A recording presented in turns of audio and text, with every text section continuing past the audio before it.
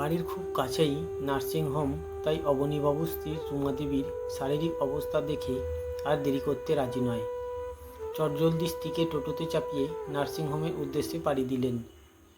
তখনও রুমা দেবী যন্ত্রণায় ছটফট করছেন। নার্সিংহোমে পৌঁছানোর সঙ্গে সঙ্গে ডাক্তারকে জানিয়ে দেওয়া হলো। নিচে একজন জুনিয়র ডাক্তার দেখে বলল, রোগীর অবস্থা ভালো নয়, এক্ষুনি আইসিইউতে নিয়ে যেতে হবে। চারিদিকে খোঁজ নিয়ে জানতে পারা গেল আইসিইউতে পুরো রোগী ভর্তি হয়ে আছে। তবে কিছুটা দূরে আর একটা নার্সিংহোম, সেখানে গেলে আইসিইউ পাওয়া যাবে। রুমা দেবীর বুকের ব্যথা তখন প্রচণ্ডভাবে বাড়ছে। এদিকে পাশের নার্সিংহোমে আইসিইউ পাওয়া গেলেও তখনও রুমা দেবী ভর্তি হতে পারেননি। মানে ক্যাশ কাউন্টারে 10,000 টাকা প্রথমবার ডাউন পেমেন্ট করতেই হবে।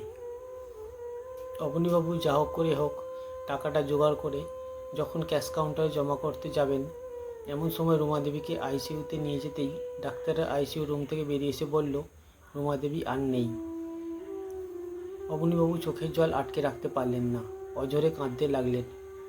অবনীবাবু ভাবতে লাগলেন, আইসিইউর সঙ্গে পেয়ে গেলে হয়তো রুমাকে এভাবে হারাতে হতো না।